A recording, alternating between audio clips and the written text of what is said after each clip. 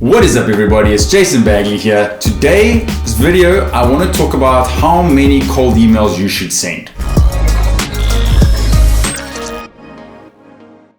This question also gets asked quite a lot, like how many should I send every day? Is it a weekly thing, a daily thing? I don't have the time to do it. Like how do I automate this? But the key is obviously back to the question, how many cold emails should I send in a day? And actually the answer to that is not as straightforward as just how many emails. It's actually, the question should be, how many prospects should I be adding to my cold email sequence in a week or in a month? Okay, I've actually got a pretty cool formula to use to work this out, because actually what you're trying to do is you're actually trying to book meetings. You've got to look at two things. You've got to look at the leading indicators and lagging indicators. Okay, an example of a lagging indicator is a sale. That happens at the end of the whole process, right? You call email, you book a meeting, you proposal, all of those things. And at the end of that, you get a sale and you make some cash. That's a lagging indicator. You actually can't control that variable, okay? What you can control is a leading indicator. And a leading indicator is how many prospects you feed in, or you add to your cold email campaign, how many prospects you email. If you want to simplify it down to that, that you can control. You can go and say to yourself, every single day, I'm going to email 10 people, right? You have full control over that. You do not have full control over who's going to buy, when they're going to buy, and all of those things. So that's why I say, once you've got your process down, focus on the leading indicators. How many? What's that number, right? Is there some magic formula to this? There's a bit of a formula on this, yes. Which I've created down below. There's a spreadsheet I've created which you can actually go and plug and use, right?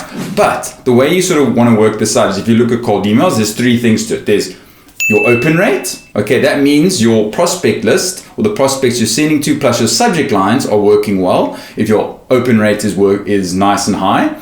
Your reply rate, that's the second one. That means your cold email, the actual content of the email is working, i.e. you've asked questions, there's call to actions, people are actually replying. And then lastly, meetings booked, right? That's the one you have the sort of the least control over, because you just don't know the appetite for your product or service, and a whole bunch of other factors. But obviously you're having to measure that, because ultimately that's what you're looking for. The numbers I would be looking for here is sort of on what we've seen with our clients, and obviously, overall, a minimum of 50, or I would even go higher than that, 60% open rate. I mean, honestly, with our clients, we're probably seeing anywhere 70% up. And some of our campaigns are even running at 80, 85, 90%. I mean, yes, you want to get to those numbers, but I think if you're doing a mass number of emails, I say like 10, 20, 100, 200, 300 maybe a week, that open rate's probably going to hover, if you're doing a good job, around 60%. Okay, so aim for that.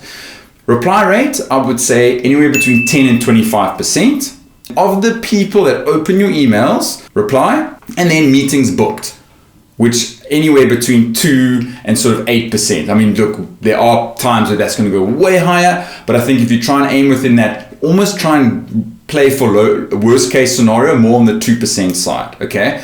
And then you've got a number. So let's say if you put in 100 prospects at the top, you're obviously going to get a number at the bottom, right? How many meetings you're going to book. But now you need to go and look one step further, and your basic stats is, well, how many meetings do I need in order to close a deal?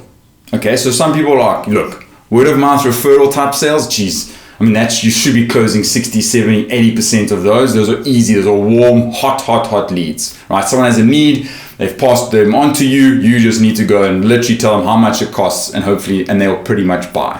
When it comes to this type of, cold outreach, those numbers are definitely way lower. Go and figure out what that number is for yourself and aim for it. So you need to make 2 sales a month. You're selling high ticket, you're selling anything between, a year contract that's worth $10, $15, $20,000, right? If that's sort of your numbers, well, you're not going to be selling one of these every single day, I don't think.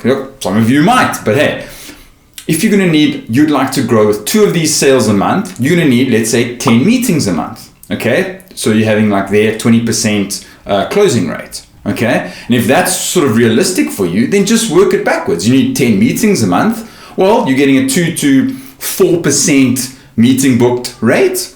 You're getting a, let's say, 12% reply rate. which means you're doing about a 60% open rate of your mails, which means you need to be doing 250 prospects a month.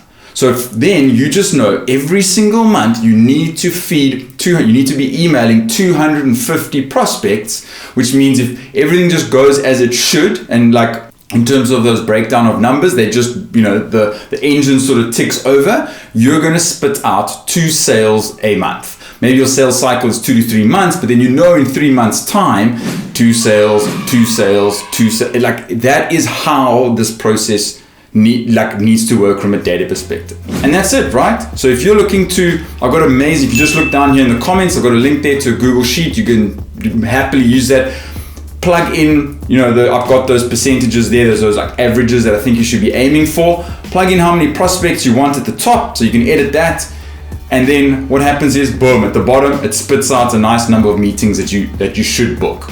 And that then, it's up to you depending on what your closing rate is. Hope you enjoyed this video. Please check out that spreadsheet, super useful, and I'll see you in the next one. Peace.